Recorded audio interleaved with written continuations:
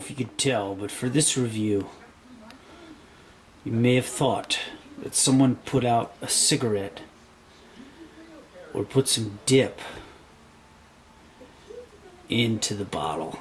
And can you see it? You see that? Those aren't carbonation bubbles, my friend. That's sediment. That's an unfiltered wheat beer. You see those like tobacco-esque like leaves, like if grandma put a cigarette out in your beer? You don't need to push her down the stairs just yet. Not yet, cap collectors.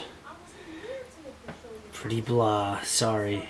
These Sam Adams packs don't really deviate too far from one another on the cap toppage. Now this unfiltered wheat ale is a fresh American version of a classic Belgian white ale, so it's kind of like a doppelganger.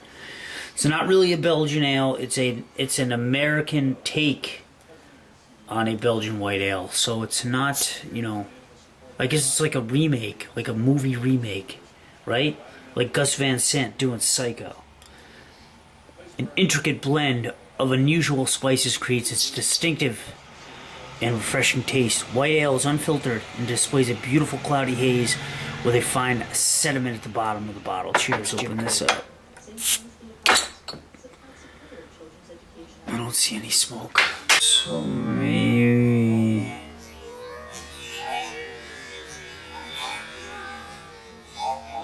this will be better than those.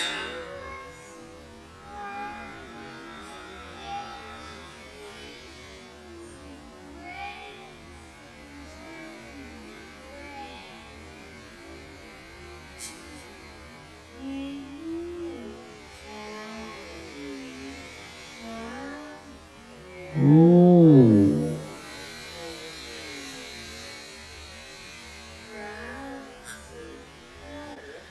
Lovely, lovely head.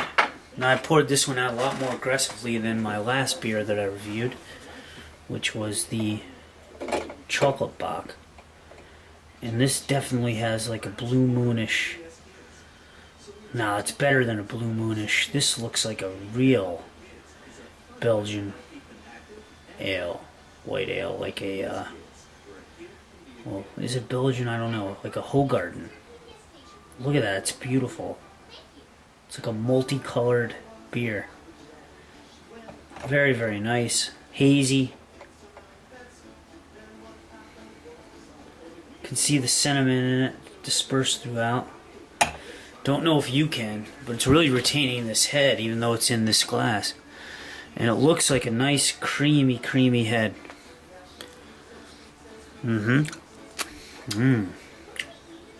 Definitely. I think I really smell the orange in there. The orange peel. Maybe some coriander. Beautiful. Alright, let's taste it. And it has a nice creamy, creamy head. Kind of like the Dunkelweizen I had from Sam Adams too. Almost like a Guinness-ish head. It's retaining it nice too. Alright, let's taste. Like kind of grassy? I don't know, is that such a thing? I don't know, let me get another whiff in here.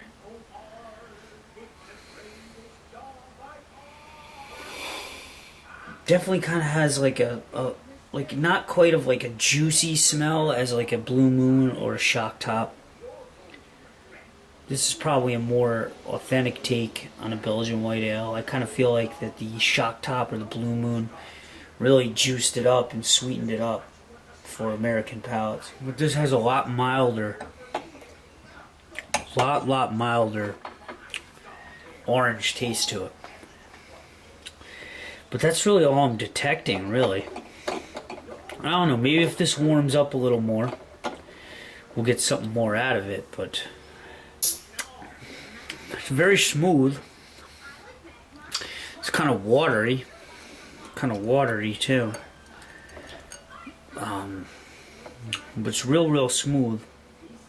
The taste does linger on your tongue, on the front of your tongue especially.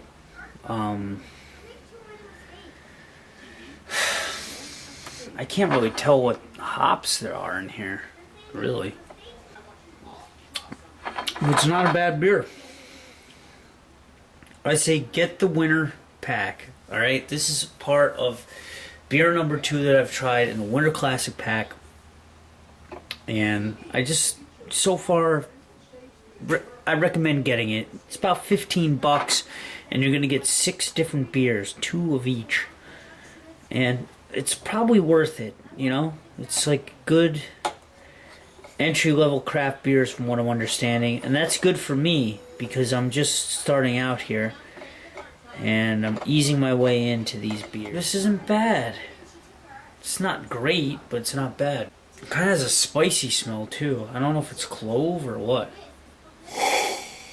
It's kind of like that Dunkelweizen I had, but milder. Like I had a Dunkelweizen Sam Adams, and it really had like a clove banana smell to it. This has like, on the initial nose to it, it kind of has that clove flavor or clove smell,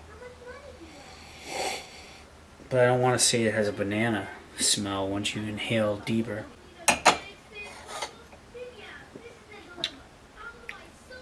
But not bad, kind of watery.